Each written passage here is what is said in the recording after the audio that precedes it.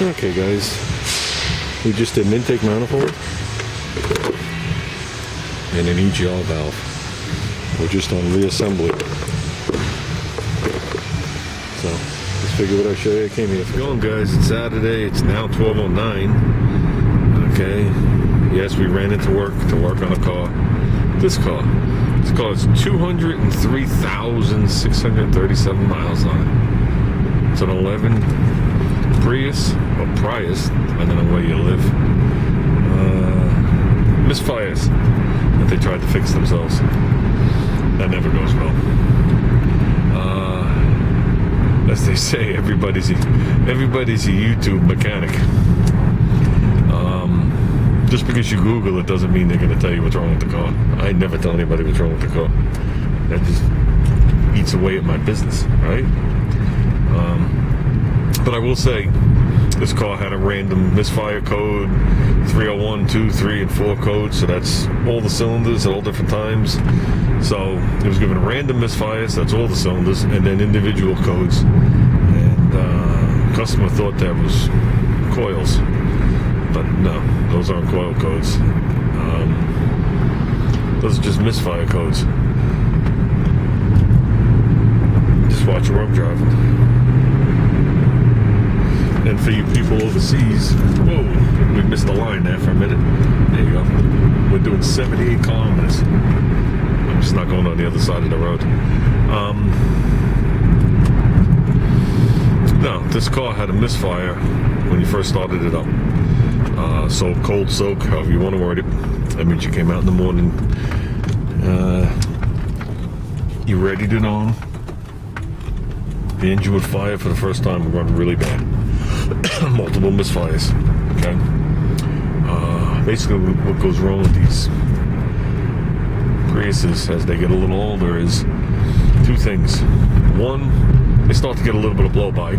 This is expected on an older engine, especially one that starts and stops, starts and stops, starts and stops. It's amazing they go as long as they do. So that puts a bunch of oil into the intake. Okay, and it pools right at the bottom. This thing's got like, how would you word it? It looks like an old generator where you would have the carburetor on the bottom and the fuel has to go upward. That's the way these intakes are. So it puddles on the bottom. You combine that with the EGR that comes in, okay, and you get a lot of coking and it'll clog the ports. It has one EGR valve that's electronic that has multiple steps, okay.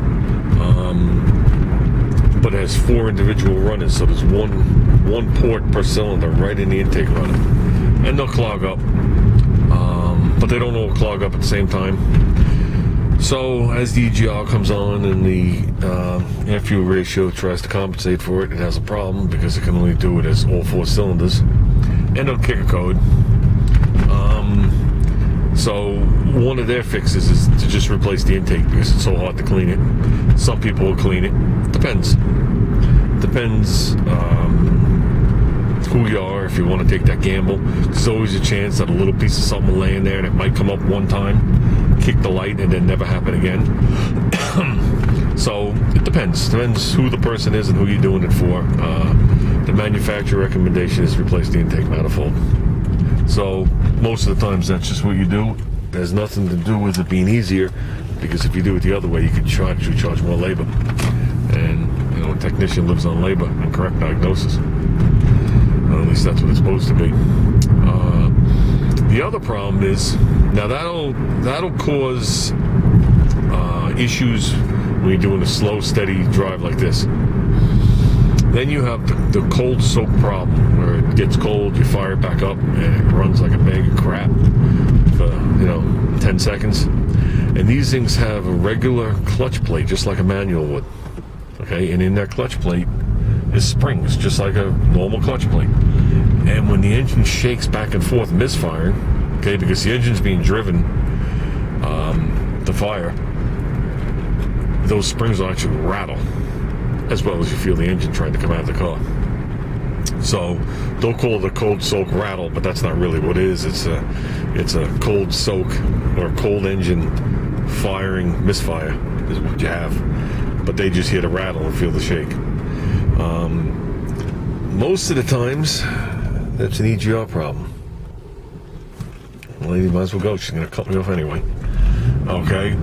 Because by the time the passages start to clog, everything around the EGR starts to clog also. Well, not clog, coke up is the correct word.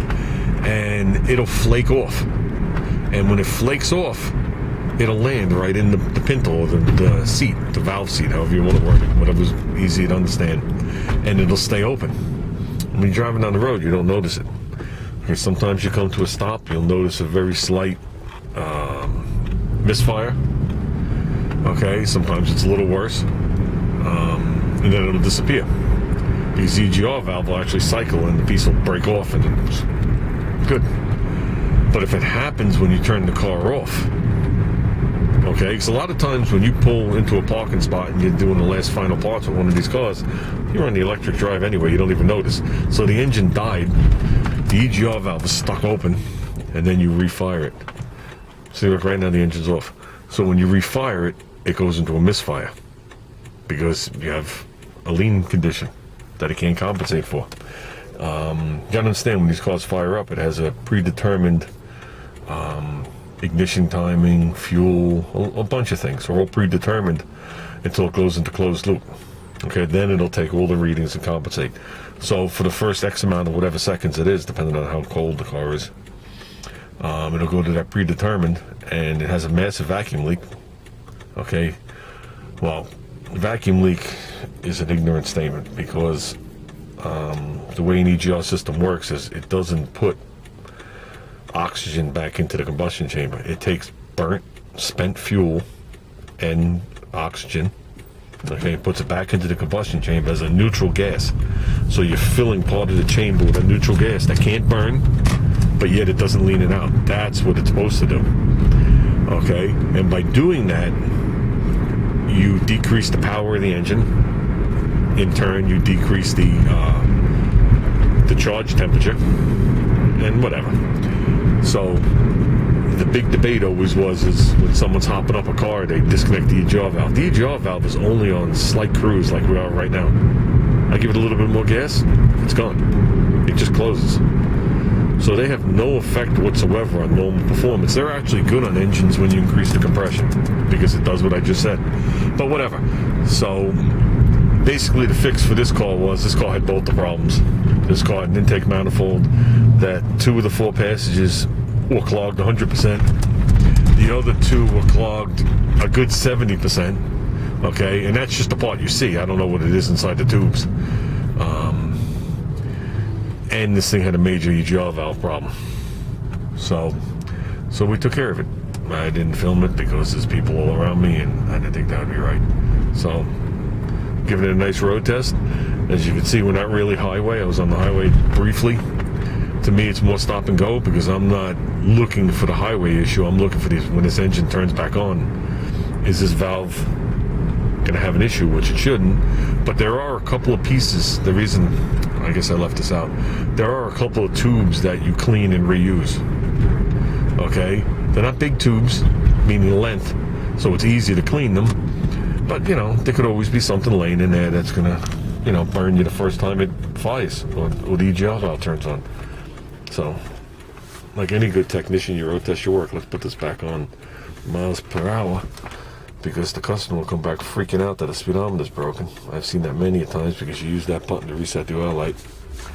And I've seen it left on kilometers and, yeah, they come back freaking out. So with that said, I'm turning off the camera.